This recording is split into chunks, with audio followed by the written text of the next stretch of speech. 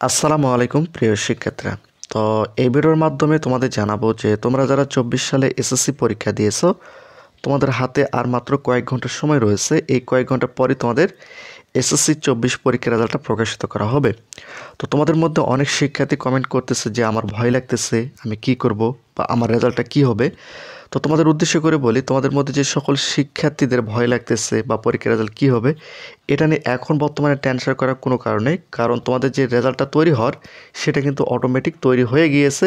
এখন তোমাদের প্রত্যেকজন শিক্ষার্থীর রেজাল্ট কিন্তু প্রস্তুত। শিক্ষা বোর্ড থেকে প্রধানমন্ত্রীর হাতে রেজাল্টটা যাওয়া মাত্র, প্রধানমন্ত্রী অনুমোদন দেওয়া মাত্রই তোমাদের এসএসসি 24 পরীক্ষার রেজাল্টটা প্রকাশিত করা হবে। তো বিষয়টা হচ্ছে যে, তো তোমাদের মধ্যে অনেক শিক্ষার্থী কমেন্ট করতেছে যে আমার কয়েকটা সাবজেক্ট পরীক্ষা খারাপ হয়েছে, অনেকে গণিত, অনেকে পদার্থবিজ্ঞান, অনেকেই আবার রসায়ন, অনেকে অনেক সাবজেক্টের নাম কিন্তু উল্লেখ করতেছে। বিষয়টা হচ্ছে, দেখো, এই যে সাবজেক্টগুলো তোমাদের পরীক্ষা খারাপ হয়েছে, এর কারণে কিন্তু অনেক শিক্ষার্থী হয়তো ফেল করবে, আবার অনেকে হয়তো পাস করবে, আবার অনেকের হয়তো কোনোভাবে হয়তো ঠেলে ঠুলে কোনোভাবে পাস করবে, আবার কারো A+ চলে আসবে, কারো 4 পয়েন্ট চলে আসবে। অর্থাৎ প্রত্যেকজন শিক্ষার্থী পাস করবে, তবে অনেক শিক্ষার্থী কিন্তু আশানুসরূপ রেজাল্টটা নাও আসতে পারে।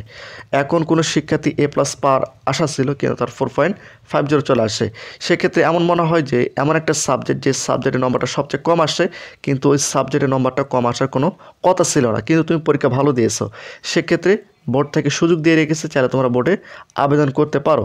বিষয়টা হচ্ছে যে, যদি 24 সালের এসএসসি পরীক্ষার্থীদের পাশের হারটা বেশি হয়, অর্থাৎ 2023-22-এর তুলনায় যদি 24 সালের এসএসসি পরীক্ষার্থীদের পাশের হারটা বৃদ্ধি পায়, তাহলে কিন্তু ফেলের সংখ্যাটা কমবে।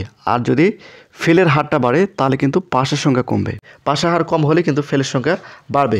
এখন বিষয়টা হচ্ছে যে A+ কতজন পাবে সেটা তো বলা যাচ্ছে না, কারণ এখনও এসএসসি পরীক্ষার রেজাল্ট প্রকাশিত হয়নি। কারণ কোন বোর্ডে কত পার্সেন্ট পাস করছে, কোন বোর্ডে কত পার্সেন্ট শিক্ষার্থী ফেল করছে, কত পার্সেন্ট শিক্ষার্থী A+ পেয়েছে, বা কতগুলো শিক্ষা প্রতিষ্ঠান থেকে কোনো শিক্ষার্থী পাস করে, এই তথ্যগুলো এখন তা খুবই মুশকিল বা খুবই কঠিন। কারণ বিষয়টা হচ্ছে যে এগুলো যখন প্রকাশিত হবে, অর্থাৎ তোমাদের এসএসসি 24 পরীক্ষার রেজাল্টটা প্রকাশিত হবে, তখনই এই তথ্যগুলো কিন্তু শিক্ষা বোর্ড থেকে জানিয়ে দেয়। এখন বিষয়টা হচ্ছে যে, যেহেতু তোমাদের 12 মে সকাল 11টা বা 12টার পর থেকে তোমাদের এসএসসি 24 পরীক্ষার রেজাল্টটা তোমরা দেখতে পারবে। সেক্ষেত্রে এখন অনেক শিক্ষার্থী টেনশনের মধ্যে রয়েছে যে আমার রেজাল্টটা কী হবে, বা আমি পাস করবো নাকি ফেল করব। তো তোমাদের টেনশন করার কোনো কারণে, যেহেতু তোমাদের রেজাল্টটা তৈরি হয়ে গেছে, সেক্ষেত্রে কোনো শিক্ষার্থীর মধ্যে যদি 2-1 মার্ক কম পাওয়ার কারণে যদি ফেল যাওয়ার সম্ভাবনা থাকে, সেক্ষেত্রে হয়তো তাদেরকে পাস করে দেবে। এটা নিয়ে তোমাদের টেনশন করতে হবে না। আবার কোনো শিক্ষার্থী যদি A+ মিস হয়ে যায়, এখানে একটা বিষয় তোমাদের উল্লেখ করে রাখি, কোনো শিক্ষার্থী যদি 2-3 মার্কের কারণে A+টা মিস্টেক হয়ে যায়, সেক্ষেত্রে কিন্তু তাদের কখনো শিক্ষকরা A+ কিন্তু দিবে না।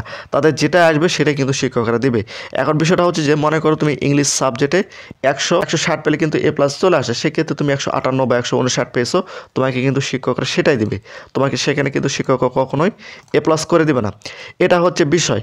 এখন তোমাদের মধ্যে অনেক শিক্ষার্থী হয়তো দেখা যাবে যে কোনো সাবজেক্টে দেখবে যে 78 বা 79 করে পাবে, আবার কেউ 158, 159 করে পাবে।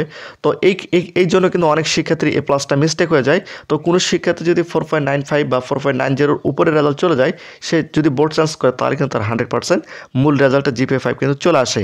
তো এই বিষয়গুলো নিয়ে তোমাদের রেজাল্ট যখন প্রকাশিত হবে, তখন কিন্তু তোমাদের জানিয়ে দেবো। তো যেহেতু সামনে তোমাদের এসএসসি 24 পরীক্ষার রেজাল্টটা প্রকাশিত করা হচ্ছে, তো তোমার রেজাল্টটা কত পয়েন্ট আসতে পারে তোমরা অবশ্যই সেটা নিচে কমেন্ট করে জানাও।